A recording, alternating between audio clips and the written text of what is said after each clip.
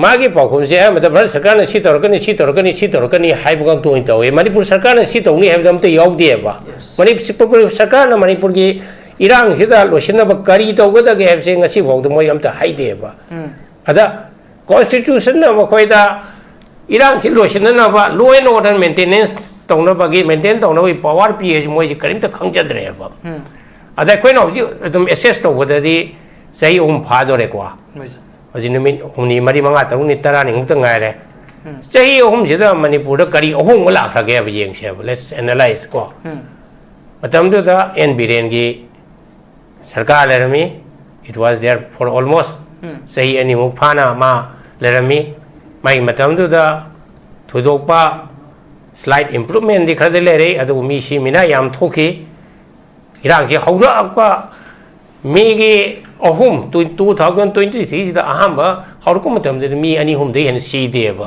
मी याम सिगलै सिदे दुई मतुंग दुदगे सिगलपनेबा अहम निमित even Maggi तारीख मरी दबु मी क्या सीगेने दुसी याम सीदेबा अहम दी मी हाट पसे मसी टारगेट ओइरमदेबा मी तानथोकबा तौना एजी वावा स्पेशली कोकी जो सिंगिना अमोगी लमगी इशू दगी मरुएना लमसीद कोई मैजे लेबे यारो एन ताथोरपनेबको मतुंग दैदी साउनरतना अनि एक्सी कन तौरे अदा पिया लाखरे पिया लाखिबगी ओनली गुड अचीवमेंट हाइबो मसाइगी नोंगै सरेंडर तौवायना तौना खोगे मैतेगी वॉलंटियर्स दगी नोंगै सरेंडर तौहनखरे और चिंगी लमददी मदो याम कन इफेक्टिव ओइना तौबोसे उदे हरिबको अदा हजि चाही अहुम फाराबा मतुंग खोय वाबा याबा वारे लाइक तमबदा काइबा कया लेखरे लाइक से तमबोय तमदोबोय इवन ngarang होगिबा मे की तारीख ला हदगी अप्रैल की तारीख 3 तै ngasi तारीख 16 सुरे निमित कुनि मुक्से लेले सुजी स्कूल जिंग अमता होसी हांगदेबा अमता तमदेबा स्कूल से अमता हांगदेबा अदना एजुकेशन दा सोलक पसना अखोयगी हरक लिबा फ्यूचर की जेनरेशन से की अचौबा कायबो रकदोरिनी इकोनॉमी दा अंगक फंगना होजिक कायबो रे ऐ ngasi मok तागेल इंडस्ट्री तौबनु पाम दा नंग बिजनेस तो कमाई तौगे ना कोई सुम खा इंडस्ट्री डिपार्टमेंट दा लेरमनी आई खंगनेयबा इंडस्ट्री दा मागे इंडस्ट्री कमाई असयाम हंथरे जाम वारे ना हायबा मणिपुर इंडस्ट्री तौरिबा बिजनेस तौरिबा अमदा हेक क्वेश्चन हंगोबदा कोईगी इरांग सिना मरम होयदना यामने बिजनेस से डाउन चलखरे हरिबा बिजनेस से डाउन चलगदी इन मणिपुर की इकोनॉमी से डाउन चलबने हरिबा बिजनेस मचा मचा मयाम सिंह पुंजलगा इकोनॉमी से साधने अदा हजिक मयामना मणिपुर प्रजा सिंह खलीसे अखोय हइसु वारे अखोय के हरे बैसा आइसु सिंह करी ओइगदगे हैसे मसे अनसर्टेन ओइरेबा करी ओइगदगे से खंगद्रेबा मणिपुर की फ्यूचर की अनसर्टेनिटी लेबा उबसे मणिपुर प्रजा खुदिंगमक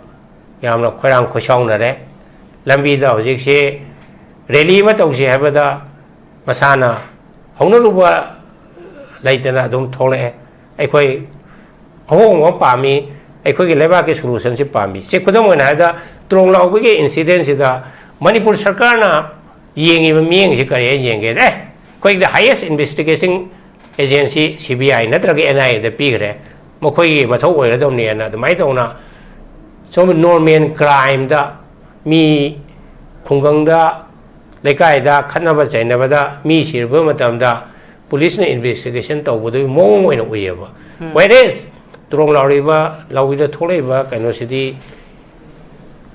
इंटायर अप्रोच से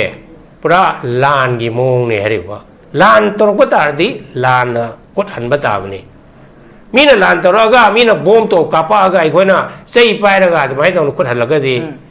असगी अनइक्वल ओइरे रिबो वारदो अदना मणिपुर की मियामना जस्टिस तौबियो कोकोमीना त्रोंग लाउबगी कैनोसिदा जस्टिस तौबियो हरिसे जस्टिस की मीनिंग से कहीं रोएदा मागे पिफम थोपा पाखुमदु फजन पीबियो हबने हरिबा पिफम थोपा पाखुमदु दी पीदना असैगी एनआईए न थिजलने है हाय अरे एनआईए रु थिजनसनु अदा कोई आर्मी की सेंट्रल सिक्योरिटी फोर्स की मतेंग लौरगा हाइबा मफम सिंग खुनजिंगरुरा नंगनाबा खुनजिंगरु चलगा कोमिंग ऑपरेशन तौदरिदी करिगिनो सर्च की ऑपरेशन तौदरिदी करिगिनो अदगी लेबा खुनजिंगदुदगी निंगथौजिंगदुदा नखोय सिगी कनोसी इन्फॉर्मेशन से पियो नखोय अखंग सिंग दु पियु है दम इंटरोगेशन तौगदौने बा इवन हानदी कलेक्टिव फाइन तौबगे कनो तौबा सिस्टम से ले हरेबा असागे लोडसु याबा इंटर विलेज सिदा करिगुंबा हाइदि क्रिमिनल नमा आना लोतना खोतना लेखिब तारगदी नखोय पुथोरो हाइदना दमाय तौना तौबे अदु मगे अप्रोच ति अमता तौदबा जस्टिस से मखोयना कनो तौबा अदुगा अरोबदा आइना हाइनिंगेदि हजिक लेरिबा सिचुएशन हजिक चथरिबा मौंग सिगी ट्रेन से यंगरगदी नेक्स्ट 5 years 10 years दसु मणिपुरी कॉन्फ्लिक्ट सब लोय हरेबा लोयदी लोयनबा थबक से सेंट्रल गवर्नमेंट ना तौफम थोपनी कुकिंग कौरगा नखोयगी सी याय यादे हाइबगी नेगोशिएशन की वफम जु यावदे आ था तरे निपानी मतुंगा मसागे कुकी सू तौरिबा कांगबुदो वारी सारे करी गानेबसु खंगदे अदो करी फोल तानाबा कंक्लूजन दो तानाबा मखोयना हाइरिबदो पीबा याबना सिनी पीबा यादबना सिनी एदो वारी सादना लॉजिकल कंक्लूजन नमा ओइननबा वाफम जे लोसनबो वासु यावदे अदना सू तौरिबा कांगबुदना माथा धागी पैसा फंगे मदो लीडर सिंह चाथो ई हाय मनी हाय अदो सोमदा एक्सटॉर्शन तौबा मैतैदा खंगदे अमदा खंगदे नागादा खंगदे नोमै काप लेपते अदुना मणिपुर की क्राइसिस से it has become nobody's responsibility Manipur सरकार ना सु मसिगे responsibility लौबुसु ngamde adagi kanona su central na su lौबुदे अखोइन ओनली आशा तौबे याबो हाइबु मथंगी लाकदर इलेक्शन सिदा बीजेपी नतब पार्टी लागा बीजेपी नतब कनो बीजेपी की पार्टी लागा सेंटर ना जो डिसाइड तौरकदनी स्टेट लेरिबा बीजेपी की सरकार ना करीम तो वांग ngमोय करीम तो ngमोय अदुना सोल्यूशन पुरक ngमोय बीजेपी नतब मरिल लेबा मथौना लेबा हई सिंबा अदुगुंबा सरकार अमा लागादि सेंटर का थेंगनबो ngमबा अदुगुंबा सरकार अमा लागादि सोल्यूशन से पुरकनबो होनगद्रा हजिक था अहुम सुजले खेमचान की सरकार से हजिके सोल्यूशन फंगनब कई तौरगे पीस कमिटी में सेमदना तौब वरी साबसे लेते पॉलिटिकल पार्टी सिंगदगे कनो तौबसु एडवाइस लबवा कंसल्टेशन तौबसु लेते एक्सपर्ट सिंग अमा हापतना सी कॉन्फ्लिक्ट से रेजोल्यूशन तौनबा थबक तौगे हाबसु लेते सेंटर दा मखोयना चलगा एखोय सिमदे तौजरगे मसिदा ग्रीन सिग्नल पिबिरोन हाइजरबसु ngमदे चलगा आज सेंटर के लेबा अमित शाह ना हायरकवा अदे नरेंद्र मोदी ना हायरकुर तारगा सुम लाकवा अदना मणिपुर की याम ख्वाइदगी लाइबक थीब मतमनी मपु पांदाबा निंथौ पालिंगै मतमदनबु हेना फरब्रन खाली निंथौ पालिंगै दे आइ प्रजा सोपा यादेना पांबोम तिंगनी हरेबा हजिक लेरिबा सिंगसिददि प्रायोरिटी है कइनो खंगद्रेबा व्हाट इज प्रायोरिटी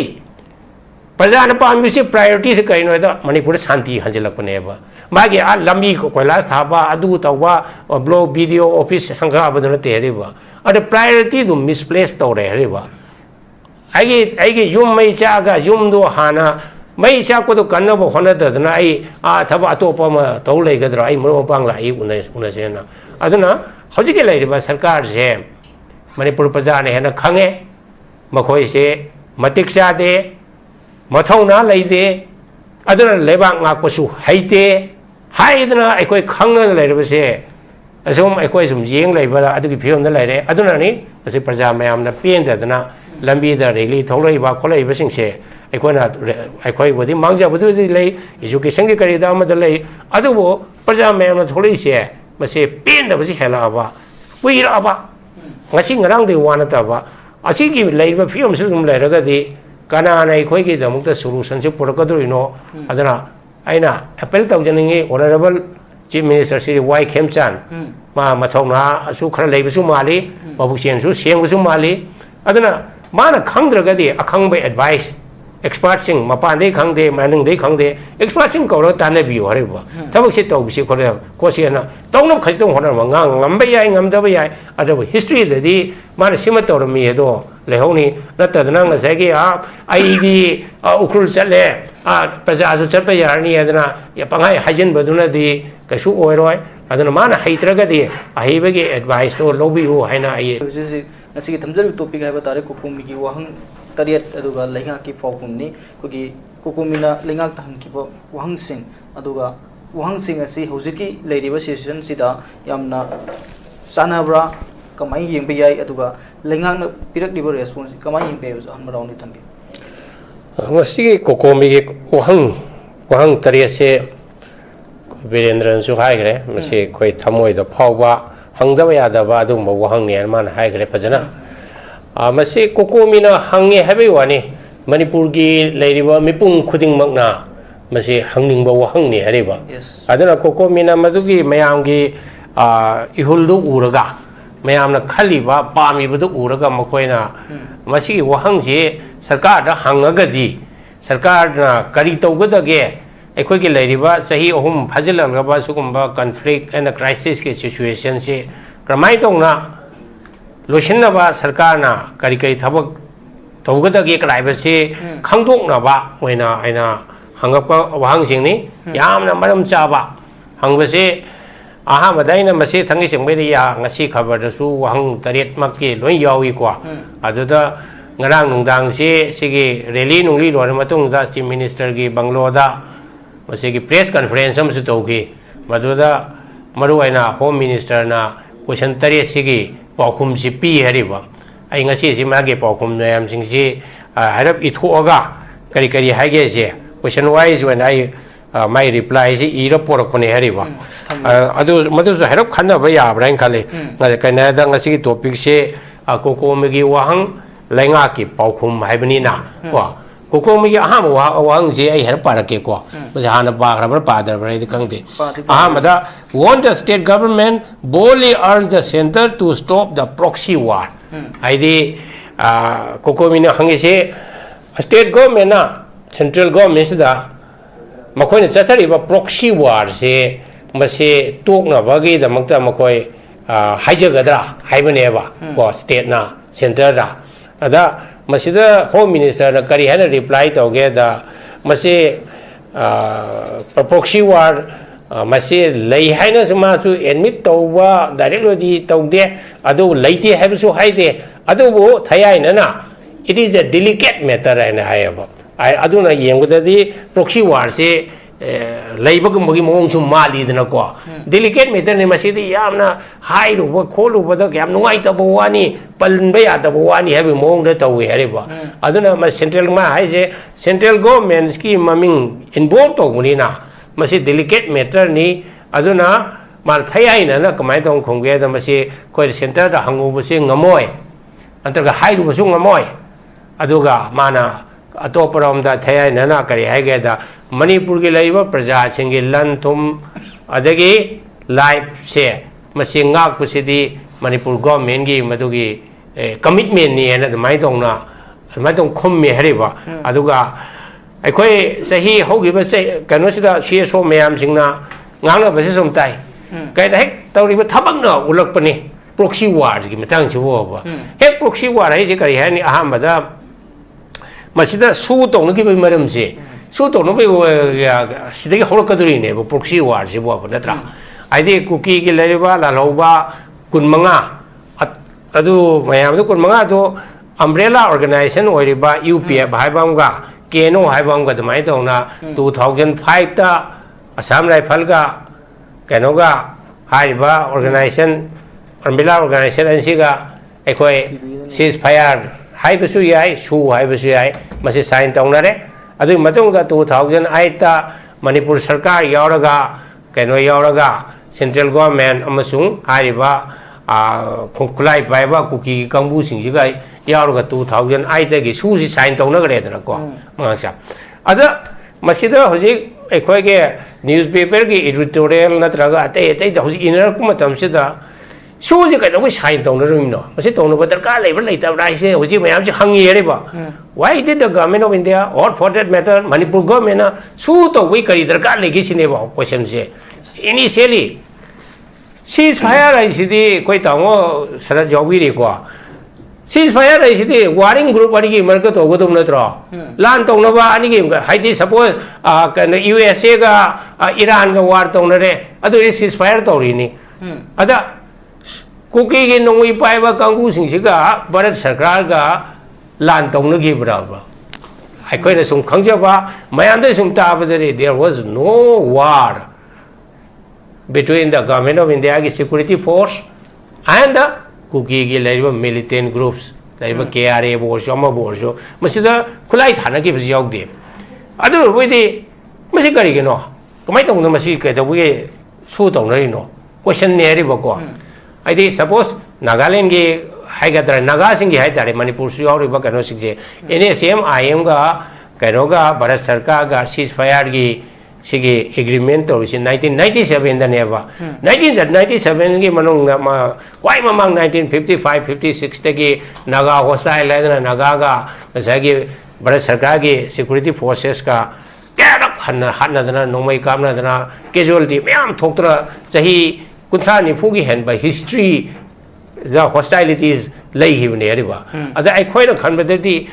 ꯑꯩꯈꯣꯏꯅ ꯃꯤꯉꯣꯟꯗꯒꯤ ꯇꯥꯕ ꯑꯈꯪ ꯑꯍꯩꯗꯒꯤ ꯇꯥꯕꯗꯗꯤ there was no hostilities between the Kuki armed groups and the government of India. Adu idi su tawbagi darkar karaidagi laino sinebu aina hange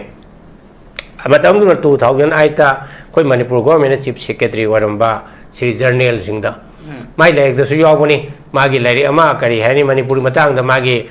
memoir hai na ko memoir ibu su yaw heriba su gi matang sida ka Kuki singa ai hange masi karigino nang chief secretary oiring matamda su tawrisi sign tawna masi karigino moisi Kuki militant group se kamai tawbuno haidana ma matamda 2004 dagi na 8 fawra kanu chief secretary oi hariba mai matam sign tawi mane ngonda sum libada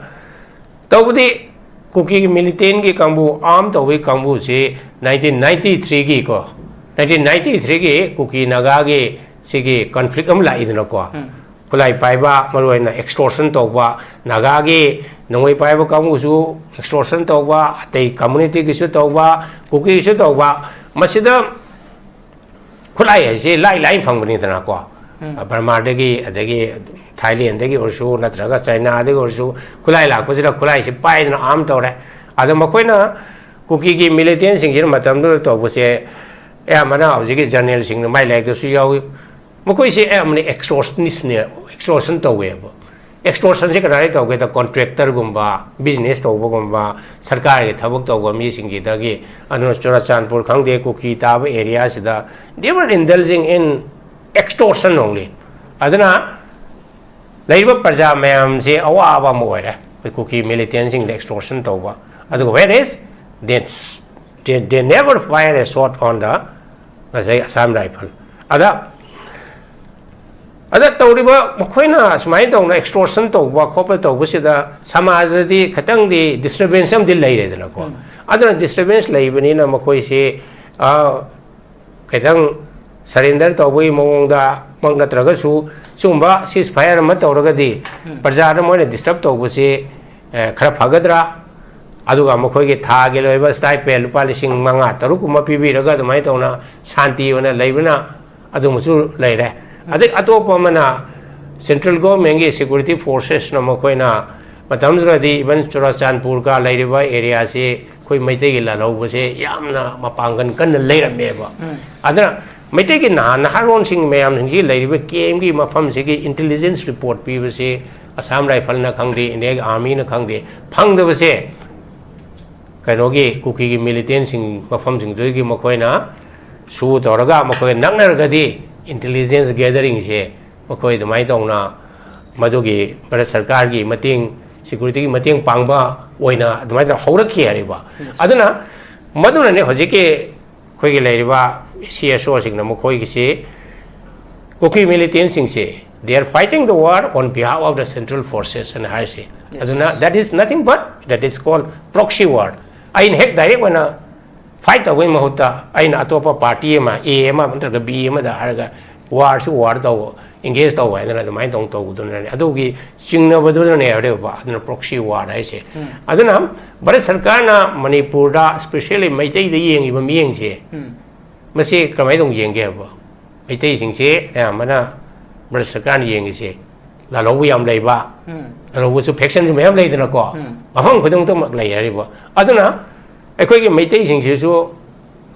maitai gi la lo ba lai group sing se support to bra raina su khara chingna ba khara sum lai rong ga drai khale mase it's not mean subject to verification tamoina army da leramani intelligence aduna out of my be fear or out of kari hani sympathy admai tong lai baduna sigi balance ma tong na ba ꯍꯧꯖꯤꯛꯀꯤ ꯀꯨꯀꯤꯒꯤ ꯀꯩꯅꯣ ꯇꯧꯕꯁꯦ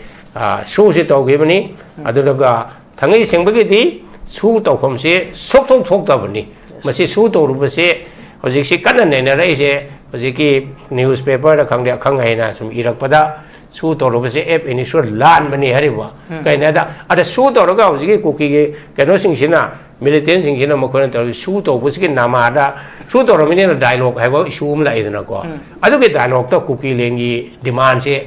ꯇꯧꯔꯛꯄ ꯍꯧꯈ꯭ꯔꯦ ꯍꯥꯏꯔꯤꯕ ꯑꯗ ꯀꯨꯀꯤ ꯂꯦꯟꯒꯤ ꯀꯩ ꯄꯣꯠꯁꯦ ꯑꯩꯈꯣꯏꯒꯤ ꯁꯨ ꯑꯦꯒ꯭ꯔꯤꯃꯦꯟꯒꯤ ꯇꯥꯔꯝꯁ ꯑꯦꯟ ꯀꯟꯗꯤꯁꯟꯗꯗꯤ ꯌꯥꯎꯗꯦ ꯍꯥꯎꯑꯦꯚꯔ ꯆꯦꯗꯗꯤ ꯌꯥꯎꯔꯣꯏꯕ ꯁꯨꯒꯤ ꯑꯦꯒ꯭ꯔꯤꯃꯦꯟꯗꯁꯨ ꯍꯧꯖꯤꯛ ꯁꯨꯒꯤ ꯑꯦꯒ꯭ꯔꯤꯃꯦꯟ ꯄꯥꯏ ꯌꯦꯡꯁꯦꯕ ꯀꯨꯀꯤ ꯂꯦꯟꯒꯤ ꯋꯥꯐꯝꯗꯨ ꯌꯥꯎꯔꯣꯏꯕ ꯑꯗꯨꯕꯨ openly negotiation tawdadi kugi langi issue se dum puthorkani hariko aduna su se tawhom thoktabani aduna su se abrogate tawbase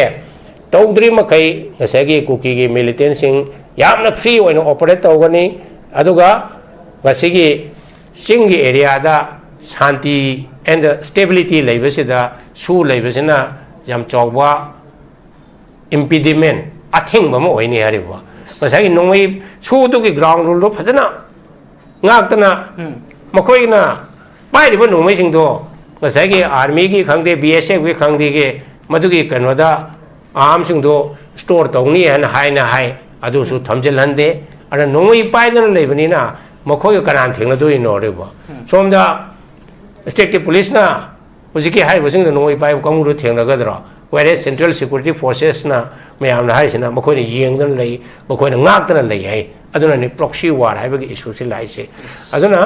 aham bagi round se dai asigi proxy war sigi oina asiga tang khadang tamjage mathang dana atei atei lakba narco terrorism natraga atei atei issue khadang sang ero my question se tari ne re ko aduna aham badai na haineng wadi manipur sarkar na su mase su se mase kari hai ni abrogate tawgadabni haina kokomina taliba dabi se masi accept hom thoi aduga su se lai makai manipur da peace and stability se lakpada oi thoi haina ya hamai raun thamjage noise huju miyam kokomina hangleba wahang singsida yam marui ba moina khugi manipur da miyam no pamleba santi asi hanjilak haiba taragadi su hariba pot asi lothokhiba kugi militant singa india lenga amani manipur lenga ka tonariba kugi su si lothokhiba tangai fade habaduni se ahan bar se huju leiriba film se denga sai su mangda home minister na thamki wafam sing dum thambiri ki masigi matang na mahana kugi 2029 fauda notice ta kugi leiriba militant sing si lucian bai india lenga ki aduga manipur lenga ki su kanoni phirep ni ha wafam sing pungdo khiba aduga strong lobigi thodok si nia na yengshin khre su soidana atubada mahaki signariba magi general basing faabu fopagi pausoidan lagani heba phum sikju thamli makhata ngasagi kokomi da fi give response sing dum thambiu hojiki home minister na 2029 da awada khake north east tagi insurgent sing losin gani haibase home minister na haise ma sum repeat tawbai wani ada maduda bharat sarkar na yengi ba miyeng do next slide sing losinda ba hona bada madu changi ba approach to koi north east ki ate lamju sin na kani haiba gi wani ada magi pakhum je amada bharat sarkar na si torkani haiba gang to into e manipur sarkar na si tawni haibam te yog de ba manipur sarkar na manipur gi irang sida losinda ba kari tawgada ge habse ngasi bawda moi amta haide ba ada constitution na makoi da irang si losin na ba law and order maintenance tawna bagi maintain tawna wi power ph moi ji karim ta khangjadre ba ada koi no ji dum assess to wadadi sai phadore kwa aji numin humni mari manga taruni tarani ngta ngaire sai sida manipur da kari la khage ba yeng se let's analyze ko matam da en biren gi sarkar lerami it was there for almost sai ani muk phana ma lerami mai matam da thudokpa slight improvement di khade lere adu mi si mina yam thoki irang ji hawra akwa mi gi ahum 2023 da ahamba hawrku matam de mi ani hum de hen si de ba mi yam sigalai si de du matung du de ge sigala pane ba aham ni mit even mi gi tarik mari da bu mi kya si ge ne si am si de ba aham di mi hat pa se masi target oiramdeba mi tanthokpa tongnareji wa especially kuki jo singina amogi lamgi issue dagi maruena lamji da khoi meidei leibe yaro en tanthorokpane bako matong deidi saunoratna ani yexi kan tawre ada pia lakhre pia lakhi bagi only good achievement naibu masagi nongoi surrender tawina tawna khoige meitei gi volunteers dagi nongmai surrender ta hon gre ar chingi lamdadi madu yam kan effective oina tawbo se u de ari bako ada haji chahi ahum pharaba matong khoi wa ba ya ba ware laik tambada kai ba kya leire laik se tamboi tamdoboi iban ngarang hogi ba me gi tarik na handagi april gi tarik tare tai ngasi tarik 16 sure numit kunni mukse le su ji school jing amata hoji se hang de ba amta tam de ba school je amata hang de ba adana education da solok pasina aikoi gi horak liba future gi generation gi so wa kai bo ra kadori ni economy da anga ko phangna hojik se kai bo re ai ngasi mo tagi le industry to bunu pa am da hang nang business to kamai to ge na koi sum kha in industry department da le ramni ai khang nei ba industry da ma ge industry ko ba asam han thare jam wa re na hai ba manipur industry to ri ba business to ri ba amada hek question hango ba da koi gi irang hina maram oi da na yamna business down se khare ri ba business down chala ga di in manipur gi economy se down chala ba ne ri ba business ma sa mayam jing china pun chala ga economy se sa de ni ada hojik mayam na manipur praja sing na khali se akoi hoi su wa re akoi ge hore be sa isu sing chi kari oi ga da ge se ma se uncertain oi re ba kari oi ga da ge khang dre ba manipur gi future gi uncertainty laiba u se da manipur praja khuding mak yamna khorang khosong na re lambi da hojik se rally ma tau se ha da masana hongna ruba laitana dum thole aikoi awong wa pami aikoi ge leba ke solution se pami se khudam na da trong law ge incident se da manipur sarkar na yengi ba mieng se kare yenge de koi the highest investigation agency CBI natraga NIA da pigre mo khoi gi mathau oi ra dom ne na da mai tong na so normal crime da mi khungang da lekai da khanna ba chaina ba da mi sirba matam da police na investigation to bu do mong oi na oi ba whereas trong lawi ba lawi da tholei ba kaino city entire process pura lan gi mong ne hari ba lan tor ko tar di lan ko than ba ta ba ni mina lan tor ga mina bom to kapa ga ai khona sei pai ra ga mai to ko than la ga di achagi unequal oi re ri war do adana manipur gi miyam na justice to biyo ko mina trong law bi kaino si justice to biyo re se justice ki meaning se kai ro da ma gi pihom thokpa pakhom do phajana pibiyo ha bne re ba pihom thokpa pakhom do di pi da na asagi NIA na thijelan ne hai arena isu thijan sunu ada koi army ki central security force ki mateng loraga hai ba mafam sing khun jing ra nangna ba khun jing chalaga combing operation togdri di kari gino search ki operation togdri di kari gino adagi lai ba khun jing du ki ning thau jing du da na koi sigi kanwa si information si piu na koi akhang mo sing du piu wa da mo interrogation to go da ne ba even hanadi collective fine to ba gi kana to ba system si le ya ba asage law da su ya ba entire village sida kari gumba haidi criminal nama ana law tra khotra legi bi tar ga di to koi puthoro wa da na mai tong na to we adu magi approach tiam ta to do ba justice se je mo koi na kana to ba adu ga aro ba dai na haining ide hojik lai ba situation hojik ba sathari mong sigi train je yong ra ga di next 5 years 10 years da su manipuri conflict se sok loi are ba loi di loi na ba thabak se central government na to phom thokpani kuki ngi kor ga na khoi gi chi ya de hai ba gi negotiation gi wafam ju yaw de a tha tare ne pan gi matung da masai gi kuki gi su to ri ba kang bu do wari sare kari nga na ne su khang de ado kari phol ta na ba